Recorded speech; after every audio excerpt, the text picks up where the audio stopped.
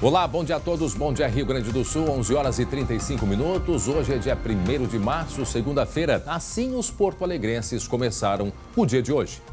Todo mundo quer trabalhar, senhor, só quero trabalhar. Eu não estou te pedindo nada, só quero trabalhar, pai. É só isso que a senhora quer. Falta de respeito, estou desde as 6 horas esperando o ônibus aqui, não só eu como o pessoal. O ônibus para, não tem identificação se está cheio ou não e só faz sinal com a mão, aí fica complicado, né? Pois é, aí a gente vê um dos problemas enfrentados pelas pessoas que precisam trabalhar. Na manhã de hoje, com a nova determinação de que só podem circular passageiros sentados, não há mais a possibilidade de 20 passageiros em pé, a população enfrentou isso, dificuldade, aglomeração, o que é uma das primeiras coisas que não deve acontecer em meio à gravidade que nós estamos da pandemia. As pessoas esperando ônibus, falta de ônibus. Esse, portanto, um dos problemas enfrentados aqui em Porto Alegre na manhã desta segunda-feira. Daqui a pouco vamos esclarecer mais a respeito disto. Bom, entre as rotinas exaustivas enfrentadas pelos profissionais da saúde, uma das piores é comunicar as más notícias aos familiares dos pacientes que estão com Covid. A colega Gabriela Lerina conversou com quem está na linha de frente e vai nos contar agora, numa reportagem especial, detalhes que nem sempre aparecem, mas que fazem parte do dia a dia, da rotina desses heróis. Assista a reportagem.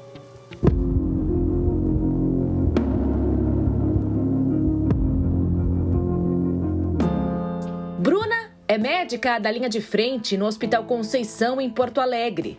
Uma das tarefas mais difíceis é falar com os familiares dos pacientes graves. Às vezes, antes de ligar, eu pensava, meu Deus, eu não tenho uma notícia boa para dar, sabe? Eu estou fazendo tudo que tem disponível, estou dando o melhor que pode ser, só que a gente não sabe como essa doença responde. É tanta gente doente ao mesmo tempo que o sistema de saúde não consegue mais dar conta. A gente está desesperado agora, porque a rede está colapsada. A gente recebe os pacientes na emergência, estão lotados. Escolher os pacientes que têm mais chance de se recuperar. Então, a gente tem deixado de devolver muita gente para casa. Nós precisamos diminuir a entrada de doentes no sistema. Essa manobra aqui é considerada uma das mais complexas dentro dos hospitais. Se chama manobra de prona e o objetivo é colocar o paciente virado de barriga para baixo para que ele possa respirar melhor. Só para fazer esse movimento são necessários 9 profissionais de saúde ao mesmo tempo. Só aqui no Hospital de Clínicas de Porto Alegre, em 11 meses de pandemia, essa manobra já foi feita em 300 pacientes.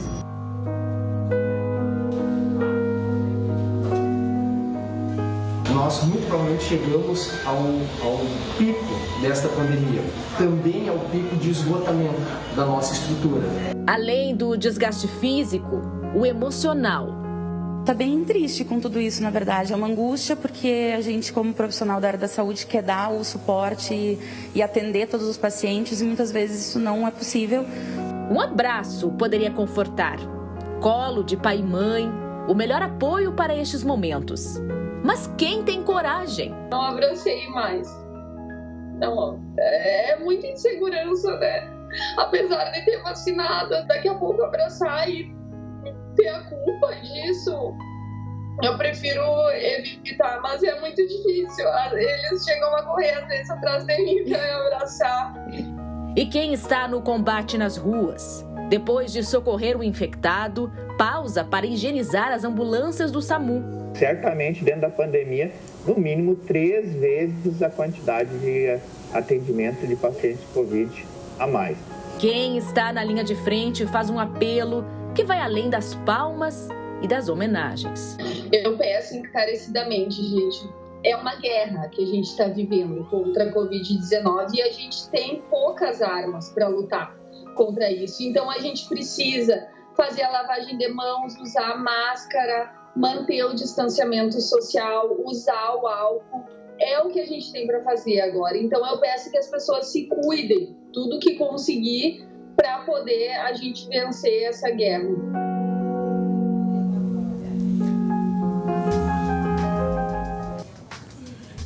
Essa é uma realidade que está acontecendo já aqui no Rio Grande do Sul. Deixa eu cumprimentar meu colega Guilherme Roquete. Oi, Guilherme. Bom dia, André. Bom dia a ti. Guilherme, quanto que é importante a gente olhar para dentro dos hospitais, porque, como eu disse na sexta-feira, nós passamos de carro pelas ruas, a gente não enxerga o que acontece dentro de uma unidade de pronto atendimento, dentro de uma emergência, dentro de uma UTI. A realidade é essa. Chegou aquele momento que nenhum de nós queríamos e desde o início da pandemia nós estávamos muito preocupados com essa situação.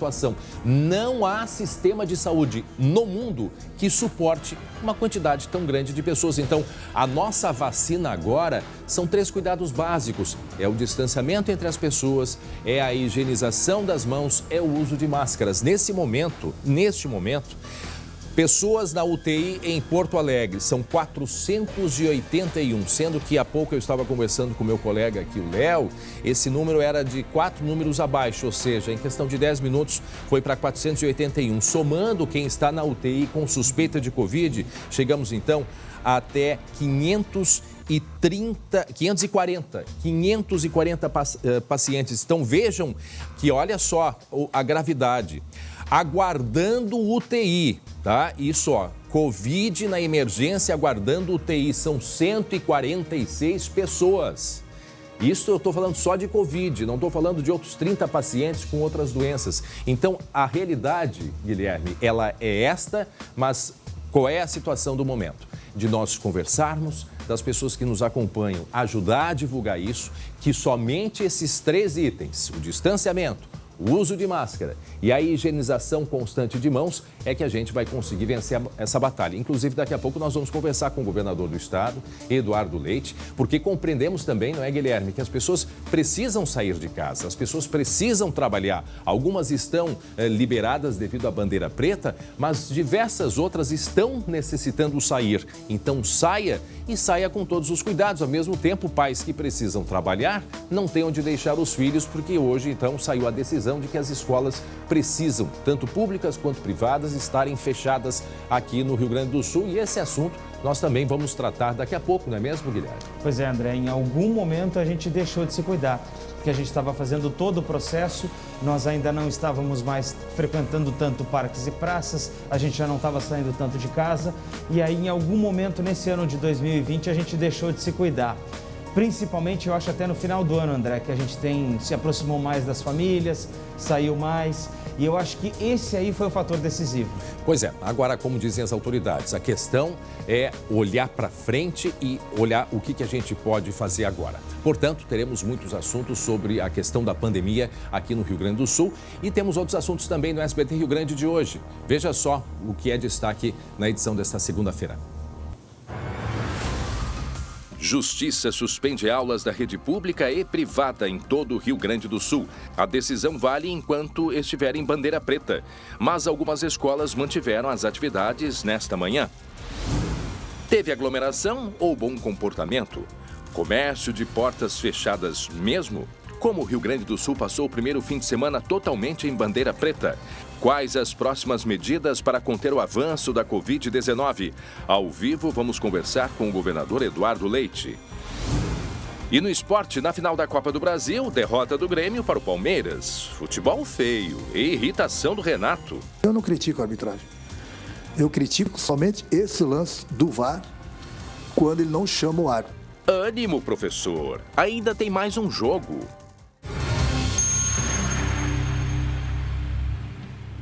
Muito bem, já estamos de volta com o SBT Rio Grande, agora 11 horas e 48 minutos. Um recado muito importante, é o Minuto Simers. Nesse momento crítico da saúde, reforçamos a defesa, a proteção e condições de trabalho dos médicos que estão expostos aos graves riscos desta pandemia. EPIs, os equipamentos de proteção individual, insumos, estrutura e leitos são fundamentais, mas a consciência cidadã para cuidados com a saúde são determinantes. Simers, defender os médicos é defender a saúde. Muito bem, 11h49 agora.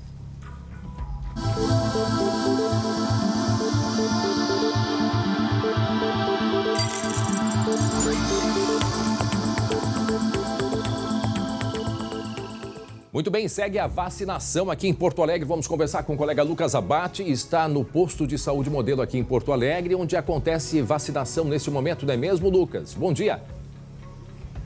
Bom dia, André, e a todos que nos acompanham. E a gente está na vacinação para os profissionais da área da saúde com mais de 60 anos, que ocorre apenas aqui no posto de saúde Modelo. Aqui, André, tem a chamada fila do bem, a fila boa, que a gente vai mostrar agora. É uma longa fila, tem várias pessoas que estão aguardando por aqui. Até algumas informações que a gente pediu para as pessoas que estão mais para frente, mas aguardando aí cerca de 1h15, 1h20 até receber a vacinação. A gente vê até que alguns funcionários do posto vieram aqui para a rua, já estão fazendo um pré-cadastro, adiantando as informações para tentar agilizar esse processo, já que são profissionais da área da saúde com mais de 60 anos que estão aqui para receber a segunda dose. André, a gente está mostrando aqui a fila, essa é uma parte, Paulo Garavelo está mostrando, é uma fila que realmente se estende, começa mais ou menos próximo a João Pessoa e vai toda a quadra da Jerônimo de Ornelas, uma longa fila desses profissionais da área da saúde.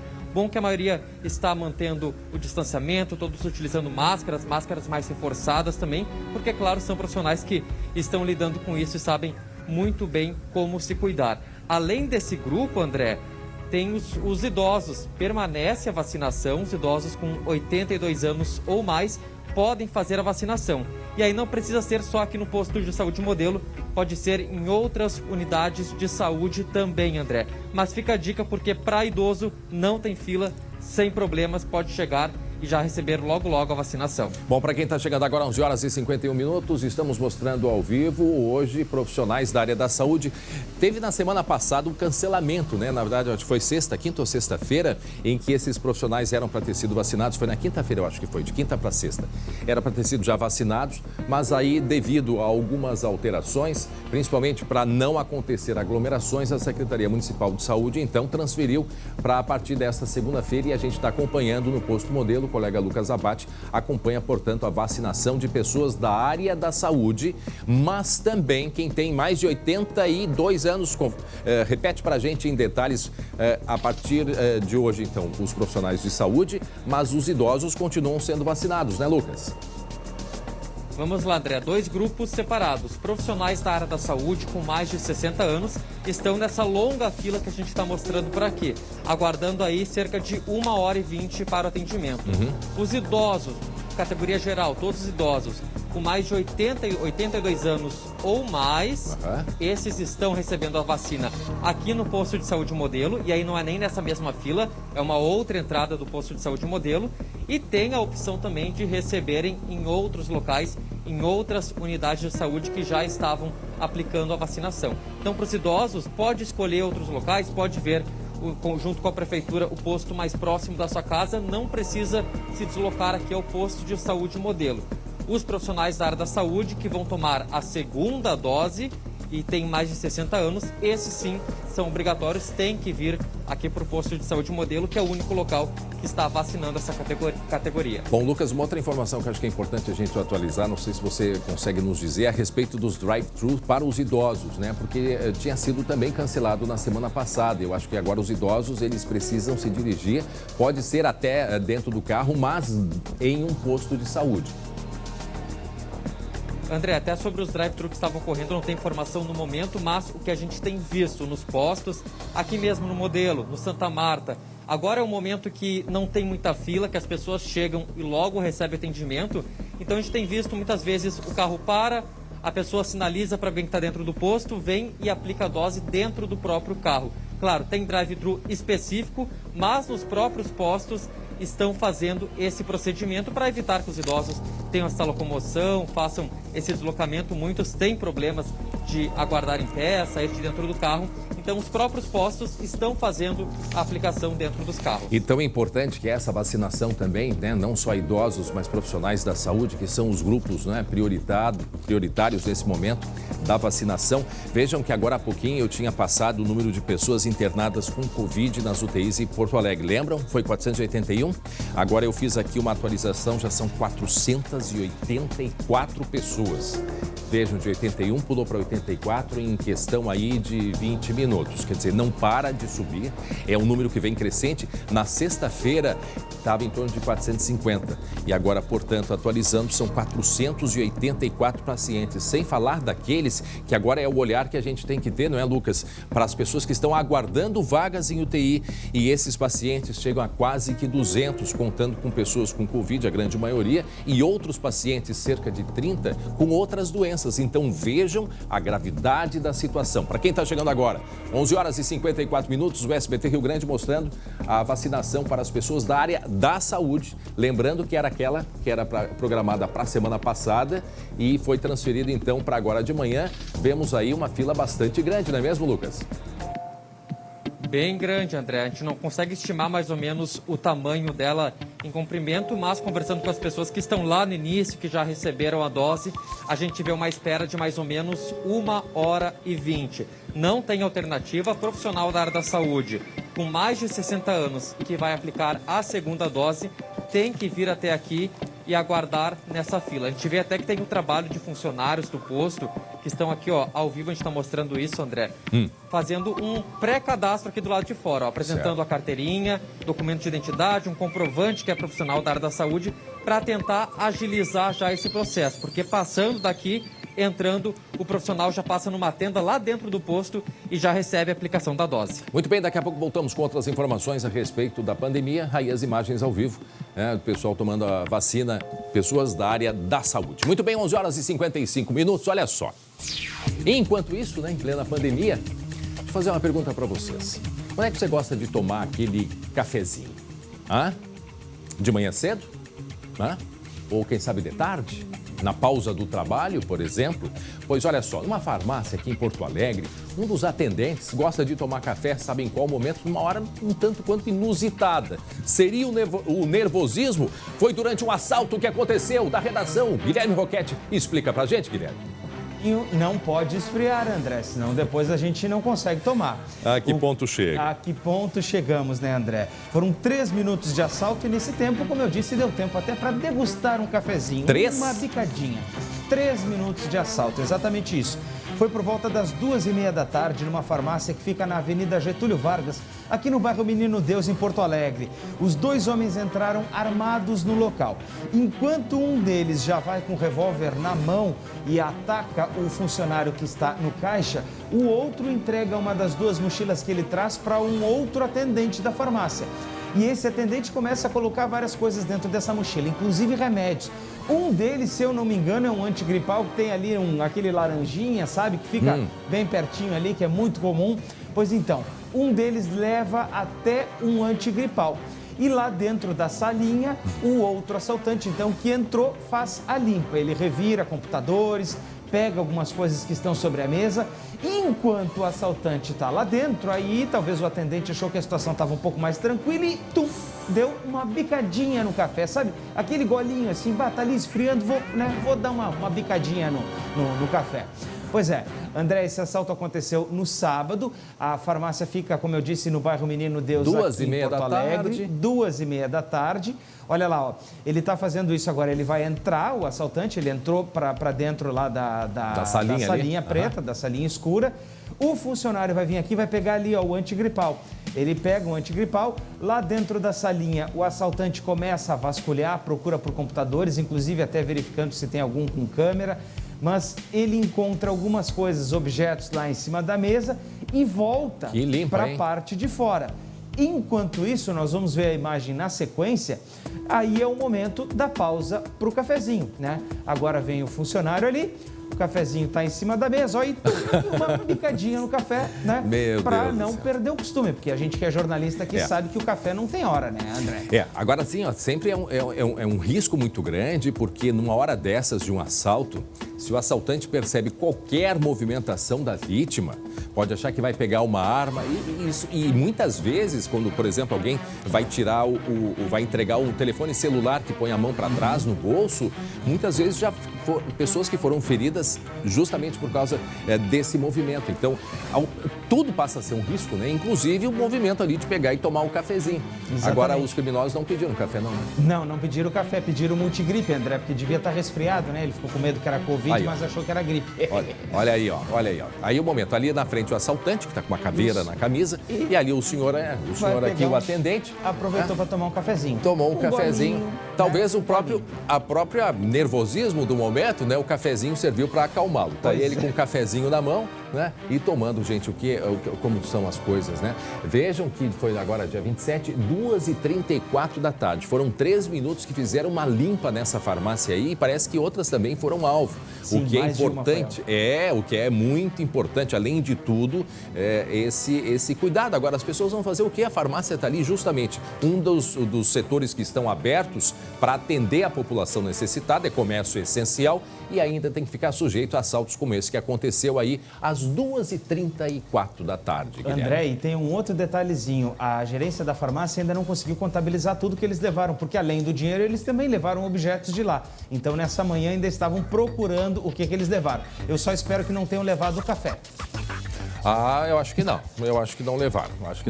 Até a gente também não sabe o gosto deles, né? Para quem está chegando agora, com a gente, meio-dia em ponto, estamos mostrando um assalto que aconteceu. Explica pra gente em detalhes um assalto aqui em Porto Alegre, é uma farmácia, né, Guilherme? É uma farmácia, exatamente, André. É uma farmácia no bairro Menino Deus, aqui em Porto Alegre. Esses dois assaltantes, um deles já chega com a arma em punho, vai direto pro atendente. E põe na cara dele, né? Põe na cara, põe na cara dele.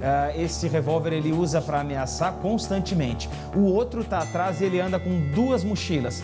Uma das mochilas ele entrega para um dos funcionários. E enquanto este funcionário é obrigado a colocar vários medicamentos dentro dessa mochila, como eu disse, um deles, possivelmente até um antigripal bastante comum que a gente consegue comprar na farmácia facilmente. E aí este assaltante vai lá dentro da salinha escura, que tem uma câmera ali em preto e branco, a gente vai ver daqui a pouco. E aí, nesta salinha, ele faz uma verdadeira limpa, pega objetos em cima da mesa, ele procura por coisas embaixo da mesa, vê o computador e aí é o momento, então, em que o atendente, né, que está ali com o seu cafezinho esfriando, o café não pode esfriar, a gente tem que tomar enquanto ainda está quente, e ele dá um golinho no café e depois conclui o assalto. Olha ali, ó. E os assaltantes vão embora de mochila cheia. Volta um pouquinho aquela imagem ali, só para entender, ele dá uma sacola a um dos criminosos, volta a imagem aí, só para a gente tentar compreender, volta mais um pouquinho.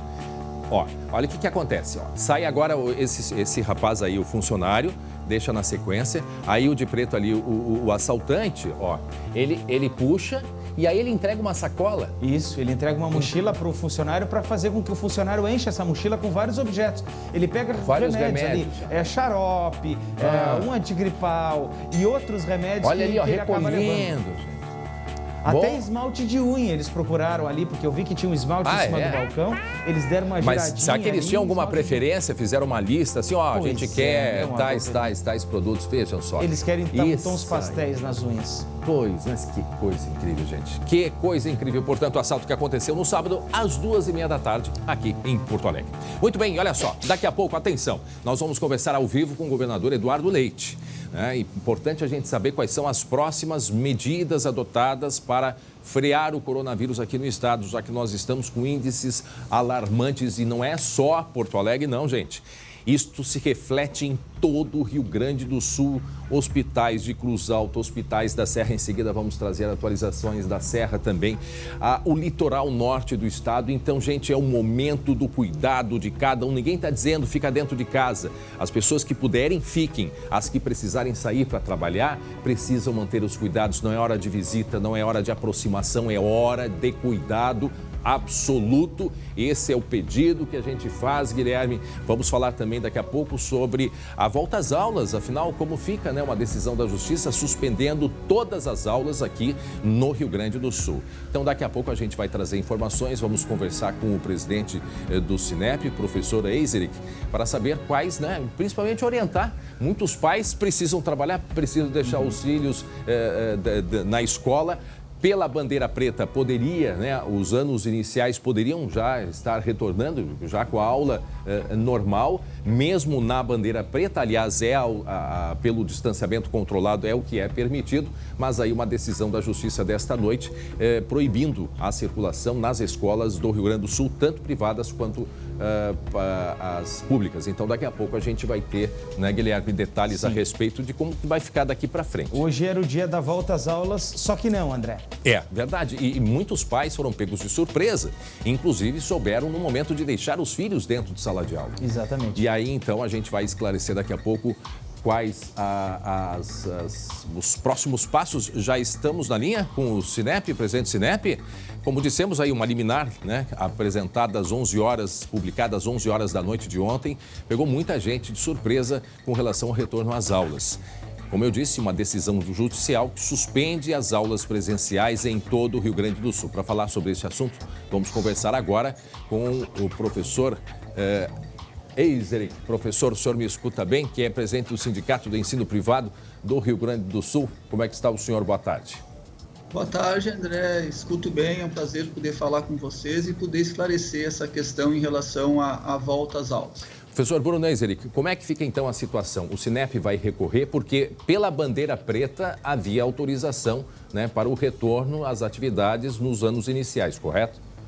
É, correto. É importante que a gente diga que decisão judicial a gente cumpre, né? Então, antes mesmo de ser citado no processo, o Sinep tomou conhecimento hoje pela manhã, né? Nós já informamos as nossas escolas, os nossos associados, né, que não teríamos aula hoje. Certo. É possível que algumas escolas estejam atendendo alguns alunos no turno da manhã, pelo menos, houveram atendimentos, porque as famílias todas elas estavam planejadas para deixar os filhos na escola. Então, acredito que poucas escolas terão aula hoje ainda e vamos cumprir esta medida.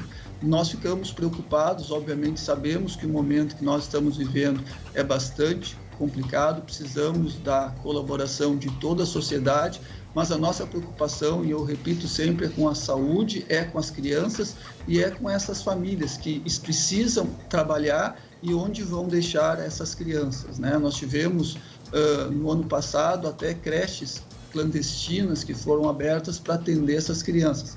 E a gente sabe que as escolas estão preparadas e são um local seguro. Mas vamos cumprir a ordem judicial, o Sinep pretende recorrer dessa decisão e, enquanto não pudermos, vamos continuar atendendo os nossos alunos de forma remota, como aconteceu, né, no ano passado, até setembro, quando nós retornamos com as aulas presenciais. Guilherme Roquete. Pois é, boa tarde, professor.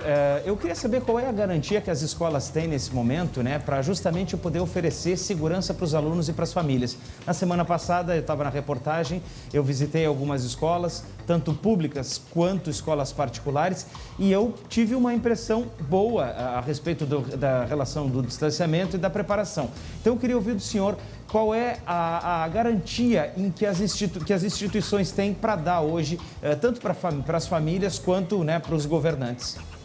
Perfeito, Guilherme. É importante que a gente diga que nós temos aqui no nosso estado um protocolo muito rigoroso para a abertura das escolas. Esse protocolo ele foi praticamente copiado para todos os outros estados, né? Nós temos regras muito rígidas que falam desde a circulação dos alunos até o número de alunos em sala de aula e todos os procedimentos que nós temos que ter para abrir as escolas. Então, isso começa quando o aluno chega, que a família já não entra mais na escola para evitar que nós tenhamos mais pessoas circulando. Esse aluno, quando chega, se mede a temperatura, ele tem que usar o álcool gel. Quando chega na sala de aula, existe o distanciamento entre os alunos, os corredores eles são sinalizados, um lado vai e outro lado volta, os recreios são intercalados. Então, existe uma série de regras que garantem que a escola seja um local seguro. Obviamente, local 100% seguro, isso não existe, mas nós temos um local com risco controlado, né? E isso que nós estamos apostando, porque se essas crianças agora não estiverem nas escolas, será que os ambientes onde elas vão estar vai ter toda essa preocupação e toda a segurança que nós conseguimos oferecer. Então, e tem uma outra questão, professor, desculpe, uma outra questão é que muitos pais necessitando deixar os filhos com familiares, os próprios pais, né? Pessoas também com um risco maior, né? Então é uma situação nova que se cria e na verdade, uma dúvida, porque o Sinep deve recorrer, não sei se já entrou em contato com o próprio governo do estado, porque o governo do estado tem autorização, está autorizado, né? As escolas estão autorizadas a voltarem. André, perfeito, assim, ó, eu acho que o próprio governo do estado já informou que deve recorrer.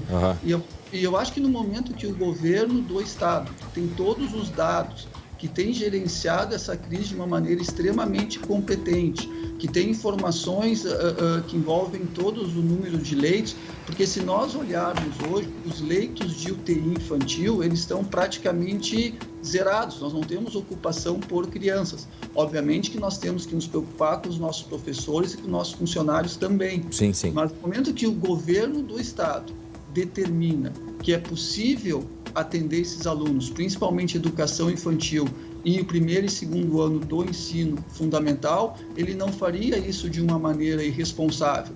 E o que nós queremos defender também é a possibilidade daquelas famílias que queiram que seus filhos vão para a escola, que tenham uma escola aberta. Porque se uma família não deseja que a criança vá para a escola, não existe a obrigatoriedade de ir para a escola. A rede privada está funcionando. Estava funcionando, né? Tanto de maneira presencial como remota.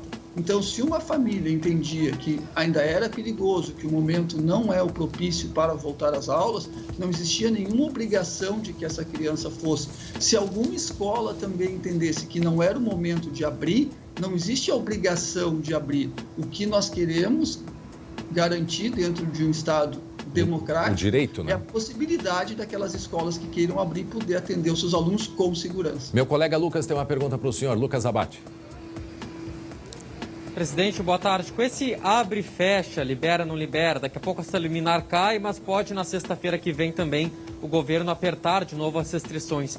Como é que está sendo a comunicação das escolas com os pais para mantê-los informados? Porque hoje, por exemplo, muita gente foi pega de surpresa com essa decisão e não tinha nenhum planejamento ao longo do dia.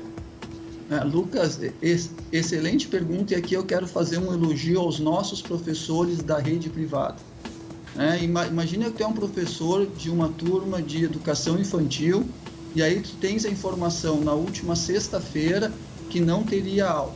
Aí no sábado já surge a informação que tem aula e hoje acaba não tendo aula. Eu quero dizer que fica muito difícil para a gente gerenciar essas escolas sem ter uma segurança, né? Por isso que nós ficamos tranquilos quando o governo do estado, né, determinou educação infantil, fundamental, primeiro e segundo ano podem ter aula. Infelizmente, nós tivemos a judicialização e com isso gera toda uma insegurança, né? Já não basta a insegurança que nós estamos vivendo em função de toda essa questão sanitária, agora nós temos uma insegurança de não saber se abre, não abre, se fecha, não fecha. E professor? Seria muito importante. Seria muito importante? Seria muito importante que nós pudéssemos ter uma definição, olha, vai ficar aberto ou vai ficar fechado, porque isso gera muita ansiedade, inclusive nos alunos. Tá. Né? Os alunos, eles não sabem o que vai acontecer, e isso é muito ruim, e nós estamos falando de crianças. Nós estamos falando de crianças que estão conhecendo a escola agora. Sim. Estamos falando de crianças de 4, 5, 6, 7 anos. Isso que nos preocupa muito também. E aí a insegurança para as crianças, para os pais e para os proprietários de creches, né? Os gestores, porque nesse um ano aí, quantas instituições não seguiram adiante, hein, presidente? Nós tivemos a informação que teve um fechamento de cerca de 20% de instituições que trabalham só com educação infantil. Mas é importante que a gente coloque, assim, André, a nossa grande preocupação com as crianças, né? Mas o emprego também, né? A escola tem um fator protetivo, né? Nós tivemos no ano passado um aumento muito grande na violência contra as crianças, contra as mulheres, né? Então a gente tem que pensar o seguinte: quando a gente fecha uma escola, muitas crianças deixam de ter aquela principal refeição que elas têm no dia. Então, assim, nós precisamos ter uma segurança de saber o que nós vamos fazer para que a gente possa conseguir oferecer um serviço de qualidade. Fica nesse abre, fecha, fecha, abre. As próprias famílias, como uma mãe de família, eu estou pensando aqui em uma enfermeira, como uma enfermeira que está na linha de frente, ela vai saber se ela vai poder trabalhar no dia seguinte sem saber se ela vai poder deixar o seu filho na escola se não sabe se está aberto ou não. Esse problema está sendo muito sério e nós precisamos ter uma definição. Se o governo do estado definiu as regras, que possamos segui-las, né? Senão nós vamos ficar na situação que é muito complicada para toda a sociedade. Tá certo. Professor Bruno Eiseric, presidente do Sindicato das Escolas Particulares de Ensino, muito obrigado pela entrevista. Uma boa tarde. Vamos aguardar, né? Aí o governo já anunciou que vai recorrer. Certamente o senhor está em contato com a Procuradoria do Estado e devemos ter novidades com relação a isso. Até porque as pessoas precisam saber como que vai ficar, né, no dia de amanhã. Muito bem, 12:14. Gente, olha só, em plena pandemia, o que aconteceu? O que é que aconteceu? Imagens de uma confusão. Muitos dizem até de baixaria, num bairro chique aqui de Porto Alegre, um salão de beleza, como eu disse no meu tempo, era Instituto de Beleza. Olha só o que aconteceu. Olha só o que aconteceu. É um local que estava aberto, não poderia estar aberto, foi no sábado, na verdade, quando a bandeira preta já estava em vigor. E aí o empresário concorrente desse salão viu que estava aberto, foi lá, né? E até ele diz, vim aqui avisar que não pode estar funcionando, não pode estar aberto.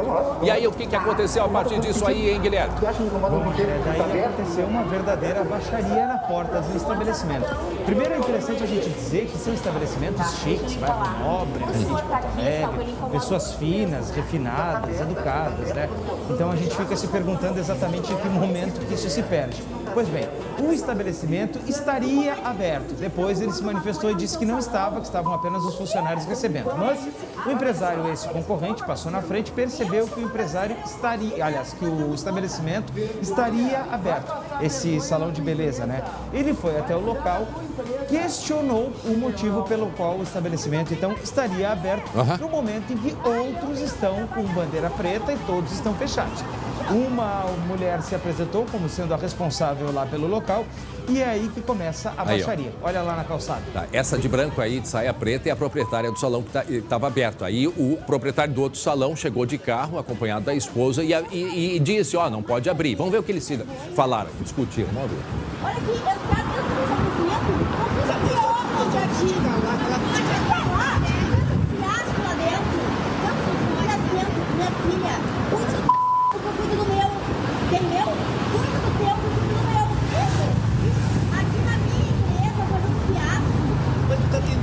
Olha só, tem que falar isso, minha querida. Meu filho, faz fiasco lá no teu biombo, não no meu, não. Pode ficar dentro, meu filho, olha só, essa aberta é tu. Em pleno sábado. E cadê a máscara, dona Adélia? Hein? Cadê a máscara? Cadê a meu máscara? Querido André? Cadê o distanciamento? Meu querido, hein? Olha só.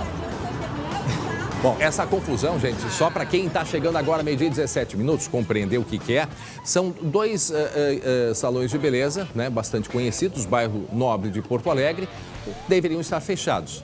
Aí, esse de preto ali, esse senhor de preto, foi tirar a satisfação da proprietária porque que ela está abrindo. Aí a imagem e aí segue inicial. a discussão, ó. Aí segue a discussão. Esse é o momento em que o empresário chegou e se apresentou. Vamos ver o que eles dizem. Tá fazendo o quê? Ele tá de máscara. Sabe que isso é crime? Sabe que assim, tá aqui a polícia. Eu imagino que... Dizendo que vai chamar a polícia. Isso me incomoda tanto o senhor, né? Incomoda muito. Não sei, mas eu vou incomodar mais. E aí foi... Tá. Incomoda como sentido? Tu acha que incomoda porque tá aberto? Tá aberto? Ela levou pro tom de concorrência de mercado e ele dizendo, não, eu tô sendo prejudicado porque o meu tá fechado. Tá, deixa eu lhe falar. O senhor tá aqui, é sinal que eu lhe incomodo muito mesmo, né? Tá aberta. Aí agora partiu pra... Deixa a gente fazer uma concorrência. Isso é desonesto, isso não tá certo. Olha só. Tu comete crime todo dia, fica fumando maconha lá no teu salão. Aí começou a ofensa. Prova isso. Mas olha, ele já disse que não vai deixar assim, né? Vergonha? Vai passar vergonha na tua empresa. Vai cuidar da tua empresa. Chinelão. A confusão não tem mais o que fazer.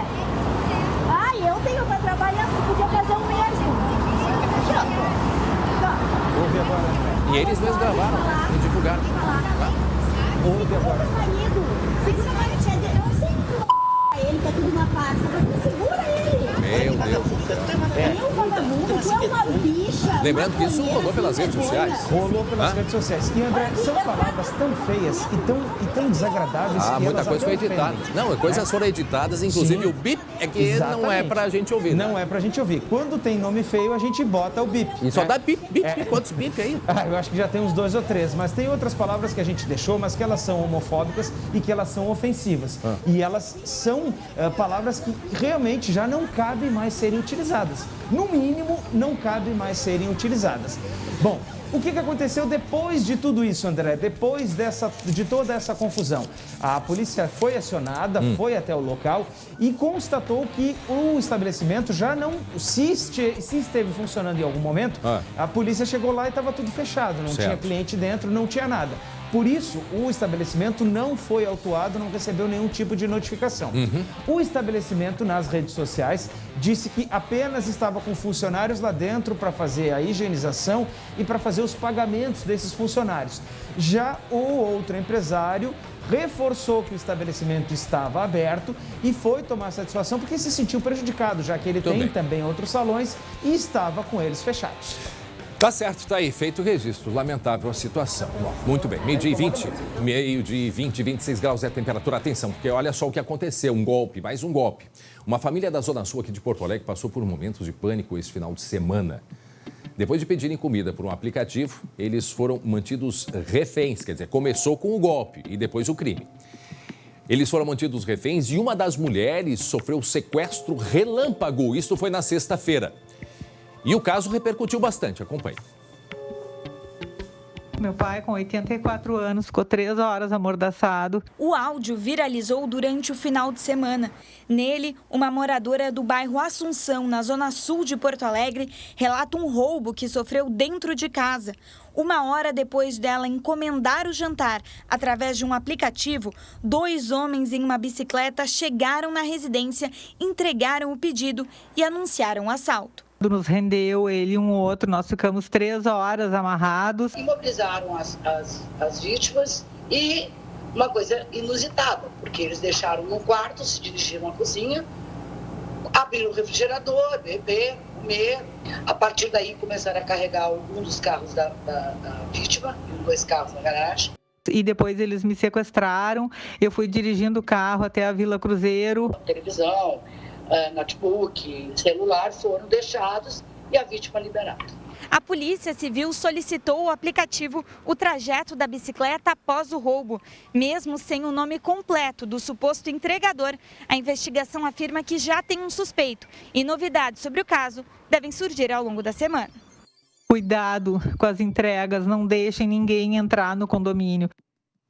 Que situação. Bom, em nota, Uber Eats disse que eles ficaram aliviados em saber que toda a família vítima deste crime está em segurança, que a Uber não tolera nenhum comportamento criminoso e, por isso, a conta do entregador parceiro foi desativada da plataforma assim que a denúncia foi feita. E a empresa já está em contato com as autoridades e colaborando no curso das investigações nos termos da lei. Mas era só o que faltava? Pois é, André. Vamos ver os áudios. Vamos escutar os áudios aí de novo do relato do drama vivido por essa família na sexta-feira. Meu pai, com 84 anos, ficou 3 horas amordaçado. Nos rendeu, ele e um outro. Nós ficamos 3 horas amarrados e depois eles me sequestraram. Eu fui dirigindo o carro até a Vila Cruzeiro. Imagina o desespero, gente. O desespero. E foi fazer uma encomenda justamente para não sair de casa. Fizeram a encomenda, não é verdade? Sim. Né? Para se proteger. E aí acontece toda essa situação. Agora, eu fico imaginando... A empresa, ela, quando a pessoa se associa, né, o candidato precisa apresentar, né, todos os seus atestados, né, do passado, da vida pregressa, enfim, que muitas vezes também pode ser falsificado, não é verdade? Né? Agora, faz a gente redobrar, né, as pessoas redobrarem o cuidado quando faz um pedido que se aproxima. Infelizmente, a situação tá nesse ponto, né? André, o receio que a gente tem é o seguinte, é do fato de entrar no condomínio. Lá na minha casa tem uma regra, a entrega é feita na porta. Né? E é melhor que seja assim. O morador tem o desconforto, e é o mínimo, né, que a gente tem para não se deparar com essa situação, mas o morador tem que ir lá, descer e pegar a entrega na porta. Bom, mas imagina só, um senhor de 80 anos de idade, mais de 80 anos de idade, ficar amordaçado, André. Imagina a violência psicológica e física desse senhor, amordaçado dentro de casa. E fora o seguinte, depois do sequestro relâmpago, a família ainda teve que ficar na delegacia pela noite inteira, até que toda a situação, né, se transcorresse. O fato é o seguinte, a gente está num momento de pandemia, teleentrega é a única alternativa de sobrevivência aí para os restaurantes, também é a única alternativa de emprego para muita gente. Eu fico pensando no esforço dessa turma que pedala de bicicleta aí de noite todos os dias para fazer teleentrega. Só que o problema está em outra situação. O problema é que os bons acabam se sujando e sendo mal vistos por ou dois ruins. Você imagina agora a situação, né? Quanto constrangimento nas próximas entregas depois do que aconteceu, mas é uma segurança que tem que, aliás, tem que ter dos dois lados. O próprio entregador muitas vezes se depara com situações bastante, né, difíceis para eles. Agora, foi um só que conseguiu amarrar todo mundo, Guilherme? Não, foram dois, porque pelo relato que disse a moradora, 2 pessoas entraram no apartamento. Acompanhe o relato dela novamente, olha aí.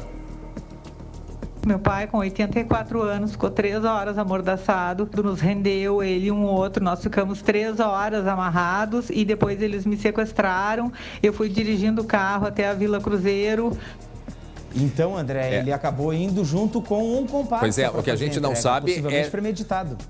O que a gente não sabe se eles se encontraram lá ou se vieram, né, juntos, né? Isso. Exato. Que a gente não tem esse detalhe, mas é um alerta que ele é importante. Agora, imagina a empresa, o que deve fazer. Certamente vai colaborar, né, para conseguir identificar quem são essas pessoas. Né? André, eu acho que tem vários pontos nesse novelo que a gente pode começar a esmiuçar também aqui. Primeiro, o restaurante que precisa do serviço de entrega e ele mesmo não dá conta, né? Porque tu tem que ter um aplicativo que te amplia muito mais a oferta do teu produto para mais pessoas. Bom, vai chegar o teu aplicativo o entregador lá pro restaurante. E aí o que vai acontecer? Mas será que ele vai entregar mesmo? Será que ele não vai comer? Será que ele vai, né? Bom, isso é um ponto. E depois, a família que recebe, né? É verdade. Bom, tá feito o alerta aí, gente. Eu estava olhando agora aqui, há pouco eu falava, Guilherme, em 484 pessoas confirmadas com Covid nas UTIs de Porto Alegre. Faz quantos minutos isso? Já são 480. Agora quase 1 hora. Não, mas que eu falei isso faz questão de 15 minutos. Agora, 486, de 484 para 486. Só, desde as 11h30, o número já foi assim, quase 10 pessoas. Então vejam a situação da gravidade. Inclusive o Rio Grande do Sul, né?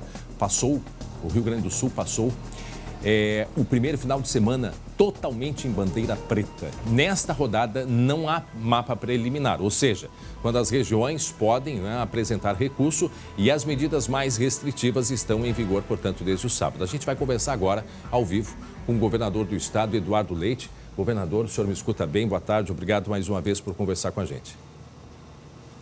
Obrigado, André. Escuto bem, estou à disposição. Bom, governador, governadores de 16 estados assinaram uma carta na qual contestam o presidente da República, Jair Bolsonaro, por uma postagem na qual ele listou os valores, não é, que o governo federal teria repassado em 2020 a cada estado. Por que os governadores estão contestando esses números apresentados pelo presidente Bolsonaro? O presidente Bolsonaro presta um desserviço enorme à população, ao interesse público e coloca uma energia em fake news, em distorção de dados, em conflito que não ajuda no enfrentamento da pandemia.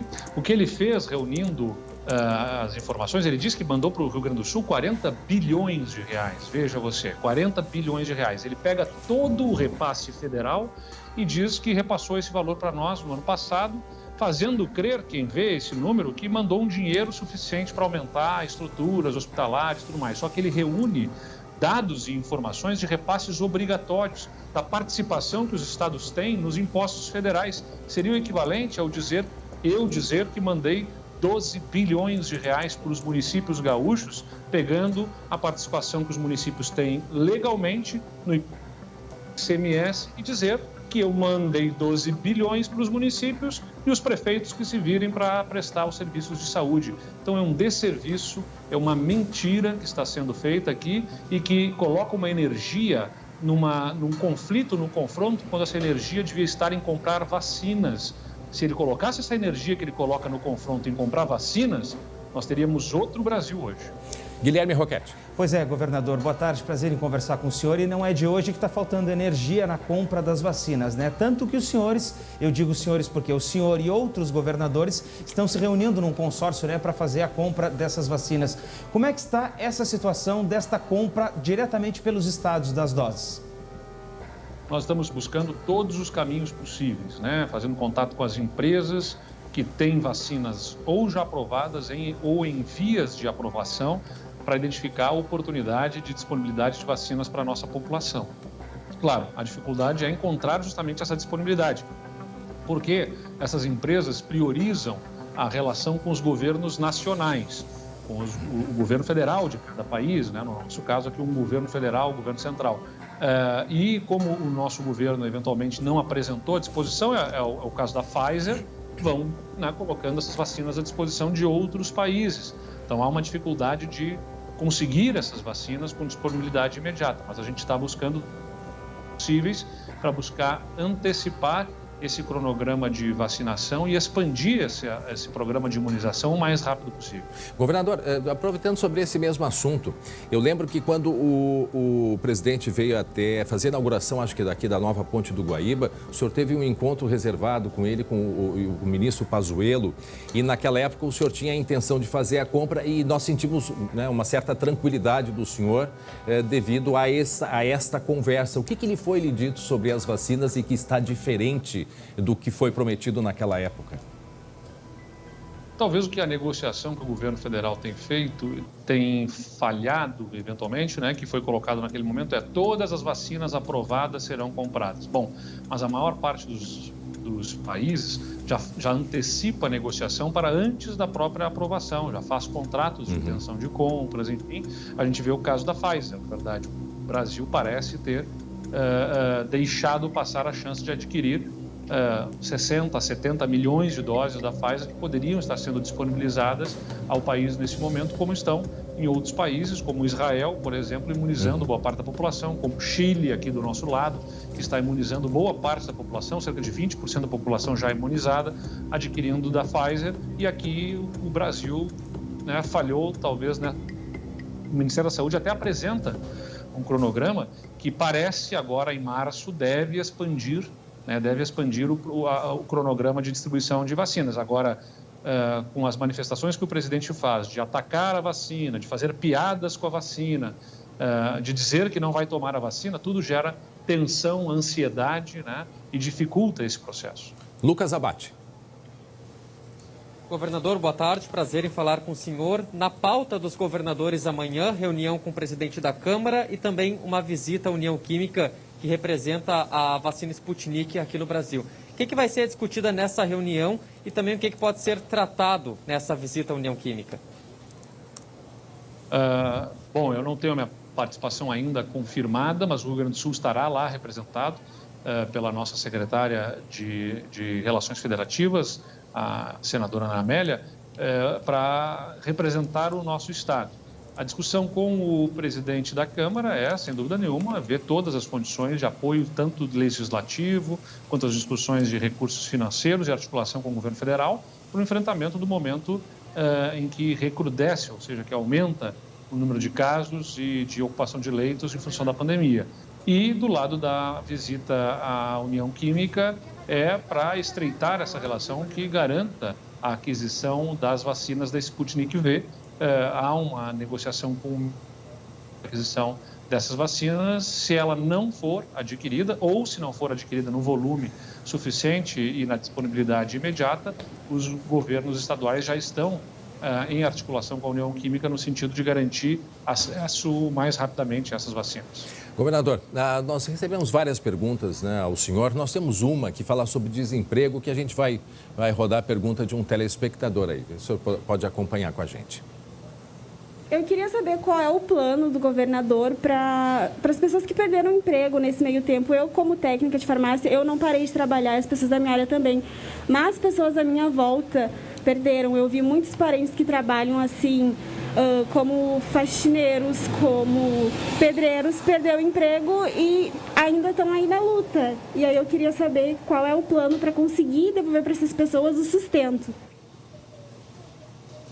Olha, o próprio ministro da Economia, Paulo Guedes, diz, e outros tantos especialistas dizem, o maior e melhor programa para o emprego é a vacinação mais rápida possível, porque ela que tem a condição de nos trazer de volta à normalidade. Não tem como dizer que o governador simplesmente não faça as medidas de distanciamento, as restrições que estamos fazendo, e a vida normal como tudo estivesse dentro do normal. Não, as pessoas têm um instinto de sobrevivência, antes de mais nada, e vendo as condições de restrições, elas começam já a reduzir a sua circulação e, portanto, nós organizamos isso, estabelecendo restrição que, no volume necessário, ajude a reduzir o contágio. Agora nós já tomamos uma série de providências em recursos disponibilizados através dos nossos bancos de desenvolvimento, como o BRDE, Badesul, também do Banrisul, para dar suporte às empresas, para evitar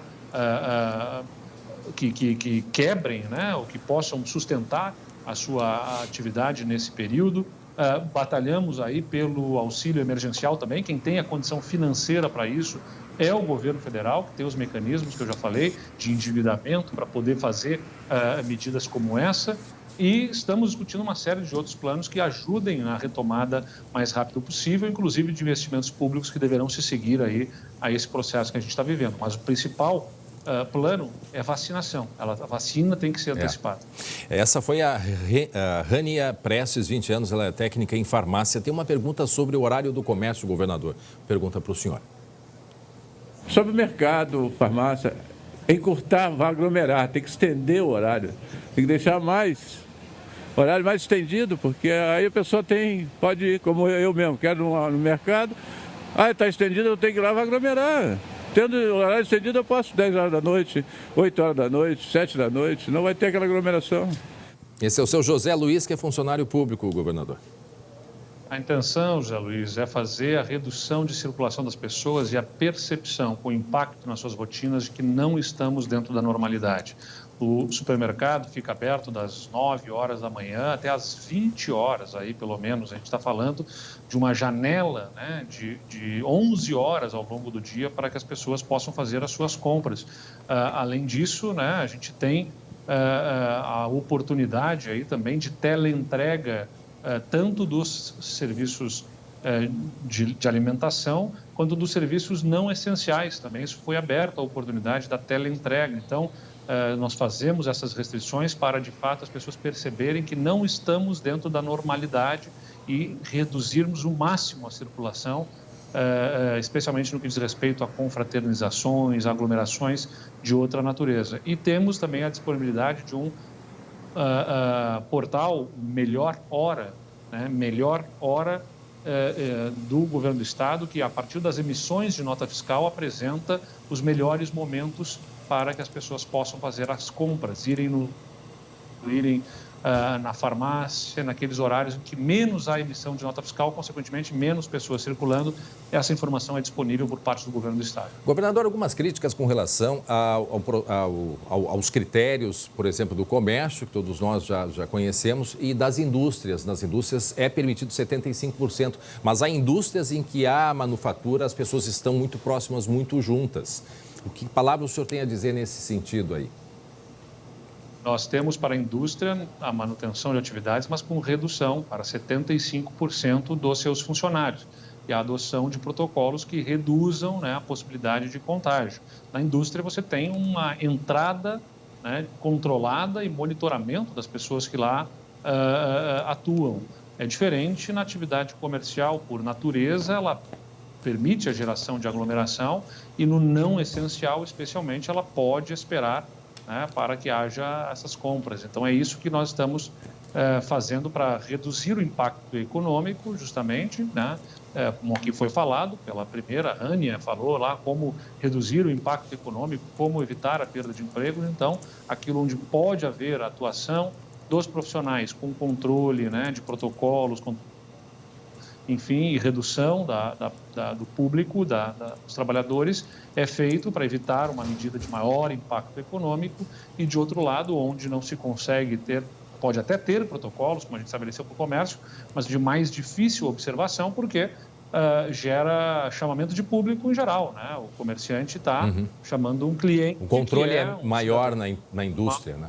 Pelo que dá para compreender. Tem uma quantidade de controle maior na indústria que no comércio. Guilherme. Pois é, governador, a pergunta que muita gente deve estar se fazendo agora é até quando?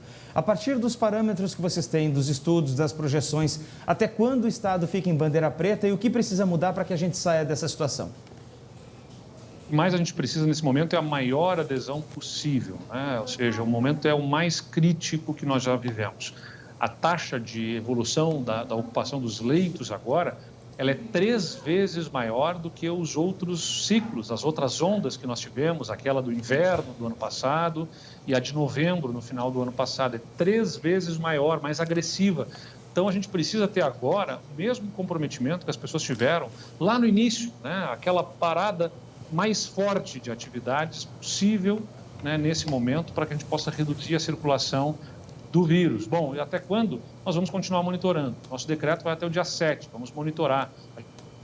Fôlego para uma parada por longo período, mesmo que outros países tenham feito isso, né? A gente vê a Inglaterra, a Alemanha, o Canadá, entre tantos outros países que fizeram paradas mais fortes por longo período. A gente sabe que a gente não tem fôlego econômico, como aqui foi falado, para uma parada total por longo período, né? Então, a gente vai continuar monitorando e indo até onde isso se fizer necessário e até onde o fôlego, né, se observa, é capaz de aguentar do ponto de vista econômico.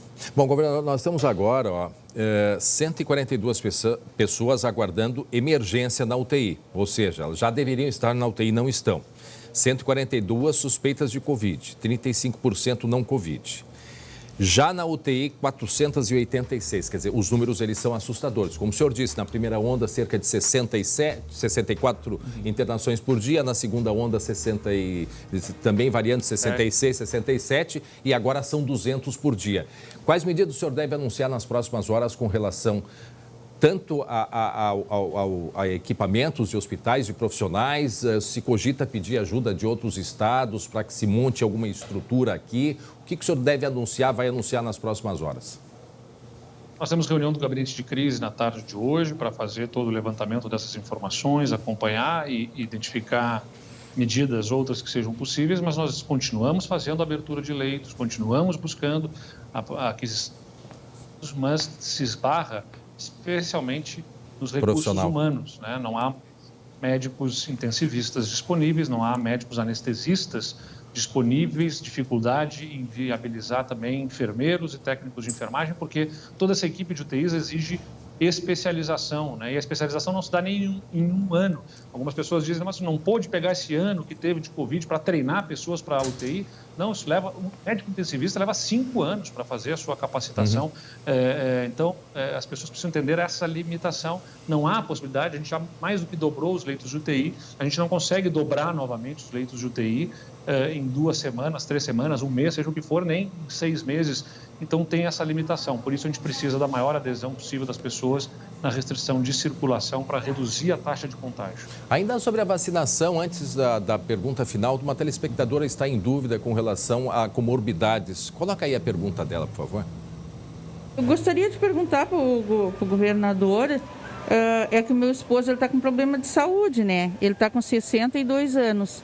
Então, a gente, assim, a respeito da vacina, ele vai ter que internar aqui no hospital dia 12, né? Será que ele não poderia, essa vacina só depois dos 80 anos, né? E a gente fica preocupado, porque a Covid está aí, né? De repente, se ele não poderia fazer essa vacina agora, né? Já que vai internar. Ele não tem a idade, mas ele tem uma comorbidade, né, governador? É que o critério estabelecido na vacinação pelo governo federal, pelo Ministério da Saúde, isso é uma norma federal, ela estabelece esse critério na idade, né? E agora, se houver efetivamente a disponibilização por parte do Ministério da Saúde das vacinas no volume que foi apresentado num cronograma para nós há cerca de 2 semanas atrás, nós devemos ter a vacinação de todos os idosos acima de 65 anos no mês de março e parte já substancial dos idosos acima de 60 anos no mês de março, se cumprido o cronograma de entrega das vacinas pelo Ministério da Saúde agora em março. Quando chega a nova remessa de vacinas ao Estado? Nós devemos ter ao longo dessa semana novas remessas de vacinas. Ainda não sabemos em que doses, porque as doses estão sendo disponibilizadas pelo Butantan agora. Então a gente aguarda a nota de entrega pelo Ministério da Saúde. Lucas Abate. Governador, recentemente o Estado manifestou um interesse em tentar antecipar a vacinação dos professores e até entrar em contato com o Ministério da Saúde, com outros governadores. Como é que ficou esse projeto? E já tem como dar uma resposta para os professores, uma previsão de vacinação? Nós encaminhamos o expediente para o ministro da Saúde e estamos reforçando esse expediente com assinatura dos demais poderes, órgãos de controle e até dos sindicatos de professores, para reforçar essa importância de que, pelo menos os professores dentro do grupo de risco, acima de 60 anos, possam ser vacinados antes, né? Porque nós precisamos fazer a retomada das aulas com segurança, né? Com os cuidados e com o engajamento dos nossos professores. Então é importante que a gente possa ter a vacinação, pelo menos os professores de grupo de risco antecipada, para que essas aulas possam retomar o mais rapidamente. Governador, a gente precisa encerrar, o senhor tem compromisso, a gente agradece a sua paciência, da sua equipe também, mas a gente não pode terminar essa conversa abrindo esse espaço para o senhor olhar para o nosso público, o nosso telespectador, abrir o seu coração. Nós percebemos as equipes exaustas, a equipe de governo, todos estamos exaustos. Então eu queria que o senhor aproveitasse esse minuto final que o senhor tenha para, olho no olho das pessoas, né, ter uma conversa muito franca. Eu insisti no que eu já tenho dito, né? O momento é muito grave. Nós estamos aí diante de uma curva muito agressiva de ocupação de leitos.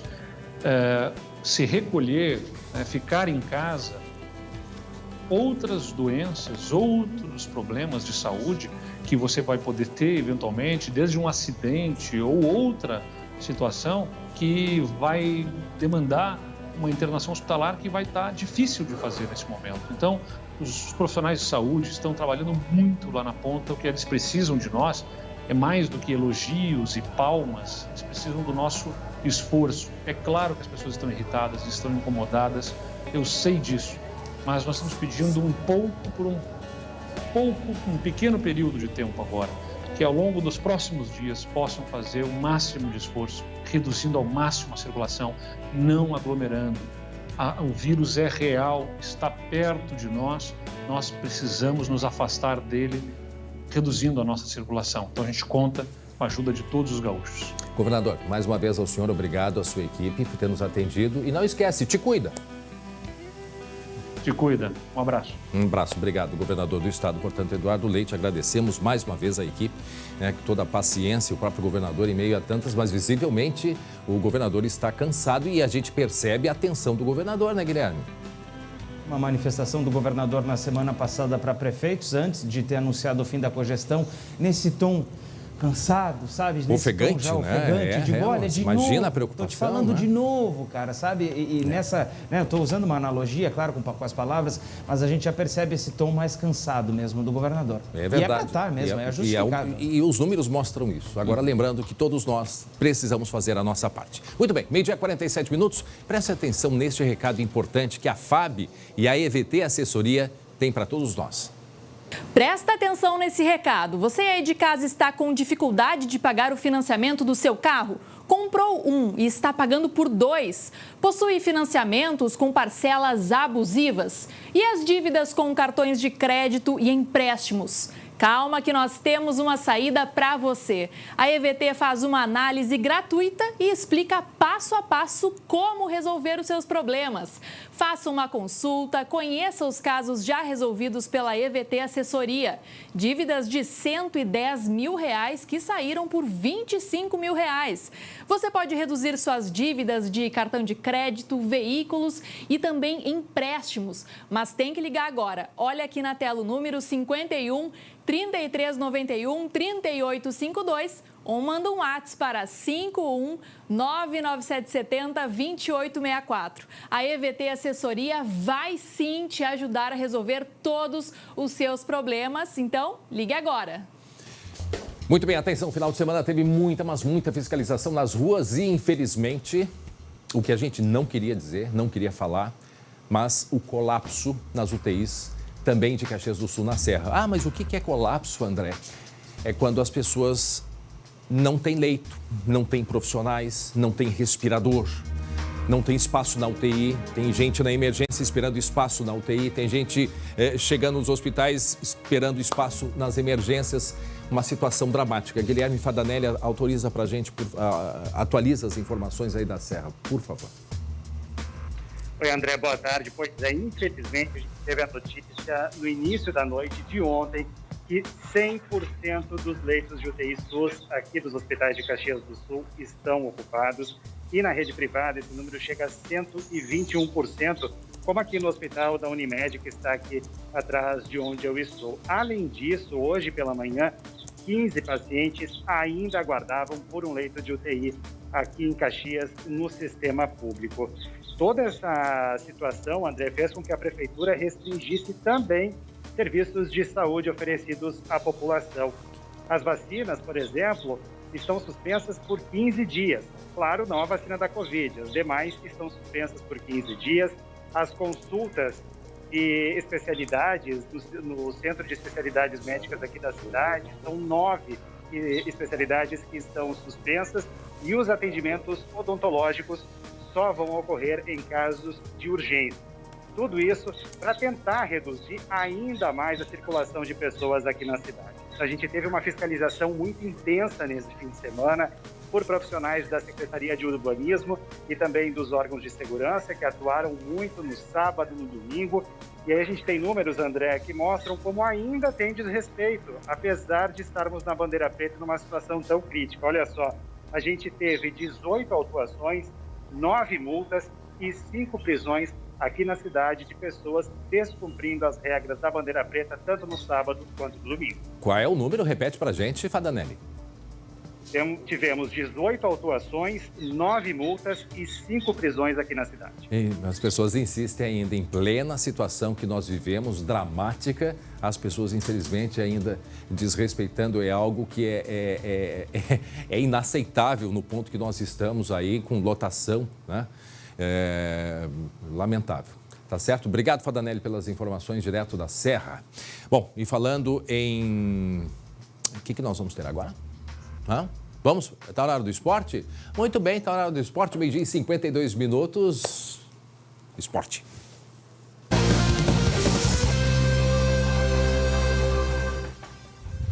Para Biscoito Zezé, carinho que vem de família, o Grêmio perdeu na primeira partida da final da Copa do Brasil e vai ter que ganhar em São Paulo para ser campeão.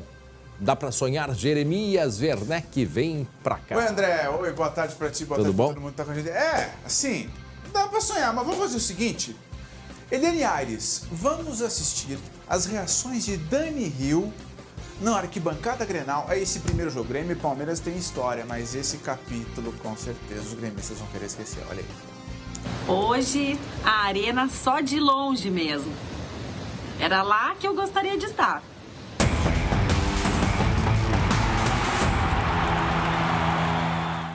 E já que eu não posso estar lá na arena junto com a minha torcida, já tô aqui, ó. Pipoquinha. Talismã da sorte. Nos ajuda, vai, Grêmio. Quero não! Faz aquele... Eu não quero! Não quero mouse beer com nós. Vai ser sofrido. Quando não foi sofrido? É verdade.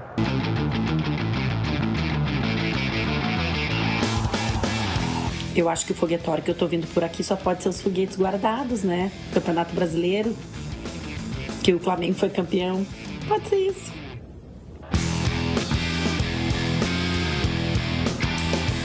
E quase tomamos outro gol.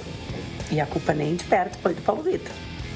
O jogador passeou na defesa do Grêmio.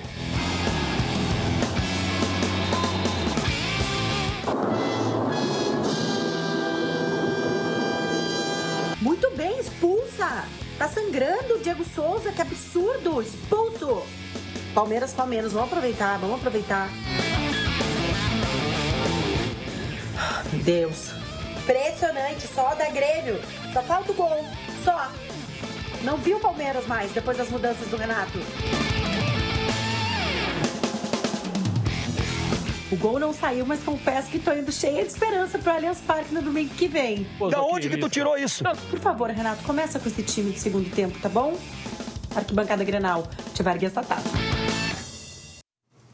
Para erguer a taça, o Grêmio tem que devolver o placar. Pode ser 2-1, pode ser 3-2, e aí vai para os pênaltis. Para erguer a taça no tempo normal, tem que fazer 2 gols de diferença. Então a missão não é fácil. E pode botar aí os melhores momentos, porque a gente vai ver, você que está em casa com a gente, como o Grêmio sofreu. O Grêmio criou muito pouco contra o Palmeiras, deu 2 chutes no gol. Tá aí o gol do Gustavo Gomes, subiu livre, sozinho. Tem muita gente que reclama do Paulo Vitor nesse lance, né? Mas vamos combinar que o cara subiu sozinho a queima-roupa ali, né? Não que o Paulo Vitor tenha lá tanto crédito, eu não sou procurador para defender o Paulo Vitor, mas ali, a queima-roupa. Então, assim, a missão do Grêmio, ela é difícil porque é fora de casa, André, e porque o Grêmio não jogou bem. A verdade é essa. E aí o Renato na entrevista, olha o gol que o Luiz Adriano perdeu. Inacreditável esse gol que o Luiz Adriano perdeu. A boa notícia pro Grêmio é que poderia ter sido pior, né? Mas olha só, depois do jogo, o Renato na entrevista reclamou de 2 lances. Reclamou da arbitragem em 2 jogadas. Ele reclamou de um pênalti no PP, tá? Aí tá o lance em que o Luan foi expulso, bem expulso, tomou cartão vermelho, né? Olha o que ele fez no Diego Souza. Não tem nenhuma reclamação, né, do que ele fez. Mas enfim, depois do jogo, houve uma reclamação muito forte do Renato contra a arbitragem. Ele queria que o árbitro de campo, o Marcelo de Lima Henrique, fosse na cabine do VAR, a polêmica cabine do VAR, ver um pênalti do Gustavo Gomes, autor do gol, no PP. E assim, o árbitro não foi, não revisou, né? Olha ali, o Schenck tá aí com a gente?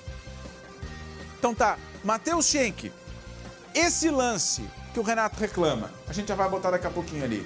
Foi pênalti ou não foi pênalti? Tá aqui o Schenck. Foi pênalti? O Schenck tá lá no Inter porque ele já vai falar do Inter, tá? Mas agora ele vai dar o pitaco dele aqui. E aí, foi pênalti ou não foi pênalti, Schenck? Foi pênalti, boa tarde, amigos, boa tarde, Jeremias. A máscara tá até caindo porque tem vento aqui, tem ventania e foi pênalti pro Grêmio nesse lance aí. É, essa ventania não tá tão forte porque o tupete do Matheus Schenck continua inabalado, né? Mas assim, tá, o Schenck tá dizendo que foi pênalti. Eu não sei se foi, tá? Mas enfim, a reclamação. E agora, e o lance que o Renato reclama na origem do gol do Palmeiras que tocou na mão do Rafael Veiga? O que te pareceu, Schenck? Foi nada. Choro. E aí o problema é o seguinte, o Grêmio vai lá e não consegue jogar bem. Aí o Grêmio perde o primeiro jogo em casa. E o Renato vai na entrevista e reclama da arbitragem. Enfim, incomoda, né? Mas vamos fazer o seguinte, ao invés de a gente falar da reclamação do Renato, vamos ouvir e ver a reclamação do Renato. Eu quero que vocês analisem o gol do Palmeiras, como houve o escanteio. A bola pega no braço do Rafael Veiga. Do escanteio, saiu o gol. E eu quero que vocês analisem e opinem o pênalti que ocorreu no primeiro tempo no PP. Aí a pergunta, de novo, que eu gostaria que vocês, especialistas, respondessem esse lance e que o Gaciba viesse em público. E eu gostaria de fazer essa pergunta para ele, transfira essa pergunta para ele. Gaciba, você como árbitro, isso é pênalti ou não? E mostre o lance para ele. Bom, vamos fazer o seguinte, quem tá aí no Twitter, bota de novo esse lance do PP com o Gustavo Gomes. Vamos olhar de novo, porque o Schenck tá dizendo que foi pênalti, eu não vi pênalti. Porque o PP não tava na jogada. O Gustavo Gomes, ele pisa no pé do PP. Mas o PP não tava na jogada e foi um pisão sem querer. E aí? Não, mas quando não tá na jogada, então não pode ser pênalti. Tá, olha ali, ó. Esse é o replay, tá? Vai seguir a jogada. Presta atenção lá na área. Agora, ali, ó. Foi rapidinho, tá? O PP cai. Esse ângulo não vai mostrar exatamente... Existe um pisão, Jeremias. Tá, mas e aí todo pisão vai ser pênalti? Olha lá, ó. Presta atenção agora. Olha ali. E mas aí? Ele derruba o jogador adversário, é pênalti, Jeremias. Então, pelo menos o VAR tinha que ter chamado. Óbvio. No mínimo, revisão. Eu sou do tempo que não tinha nada dessa história de VAR, era o juiz que definia ali e pronto, estava resolvido. E o que esquenta mais a discussão, Schenck, André, todo mundo tá em casa, é que o Rodinei foi expulso num lance parecido, assim, sabe? Parecido no sentido de que ele não tinha intenção de fazer a falta no Felipe Luiz, ele fez, né? E aí o Rodinei foi expulso naquele Flamengo e Inter, né? Bom, o Schenck, estatística e história. 31 edições da Copa do Brasil. Nunca o time que perdeu o jogo de ida em casa conseguiu ser campeão. É uma tarefa muito difícil para o Grêmio semana que vem em São Paulo, Schenck. Mas o Grêmio ganhou as últimas duas Copas, ganhou a penúltima Copa do Brasil fora de casa, né? 2 das últimas 3 o Grêmio ganhou fora de seus domínios. Boa. Bom, agora eu vou explicar para vocês não ficarem confusos. Por que o Schenck está com o escudo do Internacional atrás dele? Por que o Schenck está no Beira-Rio? Porque tem novidade no Inter. Tem uma grande novidade, uma grande notícia nessa segunda-feira. Tá lá o Schenck brincando com o escudo do Internacional. Conta pra gente qual é a novidade, Matheus Schenck. A novidade, Jeremias Werneck, tem 3 nomes. Miguel Ángel Ramírez, espanhol, 36 anos, técnico ex-independente. Minha máscara, gente, vai cair. Minha máscara vai cair, aceitem esse fato. Mascarado. A máscara tá indo, mas quem não caiu é Miguel Ángel Ramírez. Miguel Ángel Ramírez? Ramírez tem 36 anos, ele é mais velho do que Paulo, ele é mais novo do que Paulo Guerreiro, que tem 37, treinador que foi campeão com o Independiente Del Valle da Copa Sul-Americana há 2 anos, chega com mais 3 profissionais da comissão técnica para trabalhar no Internacional, vai estrear só lá pela 5ª ou 6ª rodada do Gauchão, isso porque, por enquanto, quem joga o Gauchão é o time de base, o time sub-20 do Internacional. Vai estrear hoje, inclusive, no Campeonato Gaúcho contra a equipe do Juventude no Beira-Rio. Até vou chamar, Jeremias Werneck, daqui a pouquinho, a palavra do Pedro Henrique, zagueiro do Internacional, que vai ser titular hoje, jogador que tem muita expectativa para esse começo de campeonato. Esperei muito por essa oportunidade. Acho que não só eu, como todos os meninos que estão vindo com a gente aqui agora. Então a gente está com expectativa alta, procurando assimilar o que o Fábio vem pedindo ali para fazer uma boa estreia. E o Pedro Henrique, assim como todo esse time que vai jogar hoje, né, Schenck, tem que mostrar serviço. O Ramírez vem para botar os guris do Inter para jogar, né? Exatamente. E para terminar, informando, né? Ramírez estará no Beira-Rio assistindo a essa partida nos camarotes Internacional e Juventude, 8 da noite, a estreia do Colorado no Gauchão. E amanhã, aqui, a gente vai contar a história desse jogo e vai contar detalhes também, novidades sobre o Ramírez e sobre o Inter. O Inter está passando por uma grande transformação, tá, André? Eu até vou pegar, assim, anotar direitinho tudo que está mudando no Internacional, muita coisa mudando. Fica de tema. O tema da semana. Tantas trocas, tantas mudanças, é o tema da semana, tá? Combinado. Até amanhã. Um abraço, Jeremias Werneck. 1h01 minuto agora. Gente, voltamos a falar sobre a pandemia, né? É muito grave também o sistema de saúde, né, no Vale dos Sinos. A gente vai conversar com a colega Aline Schneider. Ela está em Novo Hamburgo e traz informações atualizadas pra gente. Oi, Aline. Há quanto tempo, Aline Schneider? Oi, André, querido. Boa tarde a todos. Olha que tristeza essa situação, viu, André? Hoje de manhã, a região de Novo Hamburgo, encabeçada aqui, região 7, encabeçada pela região de Novo Hamburgo, era a que apresentava a pior situação em relação à ocupação de leitos de UTI do Rio Grande do Sul, segundo dados do governo do estado. 122,1% de leitos de ocupação. São 113 leitos de UTI disponíveis aqui na cidade, mas 138 pessoas estavam precisando deste atendimento, André. Realmente situação muito grave. Se não bastasse a ocupação de leitos de UTI, agora a ocupação de leitos clínicos também está no limite. O Centro Covid aqui em Novo Hamburgo tem recebido uma média de 180 pessoas por dia. Em novembro e em dezembro, esse número eram de 100 atendimentos por dia, ou seja, estamos sim no pior momento. Inclusive, a própria prefeita Fátima Daut se emocionou no último relato, na última live que fez, falando sobre o assunto. Vamos ouvi-la. 60% das pessoas que entram com Covid numa UTI não saem de lá. Por favor, pessoal, por favor, vamos nos ajudar. Também estou sujeita a pegar a qualquer momento, não tive ainda. Podem ter certeza que quem não morrer com Covid vai ter morrido um pouquinho também. Nossa, eu chego a me arrepiar, assim, com esse relato dela. Eu estive lá na frente do Hospital Municipal hoje cedo. A quantidade de gente, André, ali em frente, pedindo por atendimento. O hospital está, inclusive, montando uma estrutura extra para tentar desafogar um pouco tudo isso, mas está complicado. Na última rodada, agora ao meio-dia, desse mapa do distanciamento controlado, até Lajeado superou Novo Hamburgo, está com 123%. De ocupação de leitos de UTI. Mas é curioso, assim, em meio a toda essa situação, isso deve ser analisado, sim, a gente vai poder compreender melhor. Mas Lajeado e a região ali de Novo Hamburgo são as duas regiões com maior gravidade aqui no Rio Grande do Sul. Todo o estado está com problema, mas são as duas regiões que já vem chamando a atenção, né, Aline? Há muito tempo. Todos os hospitais já estão com lotação. E vejam, a gente pode colocar de novo o que disse a prefeita Fátima, o que ela disse é profundo, porque todos nós somos influenciados, direto ou indiretamente, né? Presta atenção no que disse a prefeita. 60% das pessoas que entram com Covid numa UTI não saem de lá. Por favor, pessoal, por favor, vamos nos ajudar.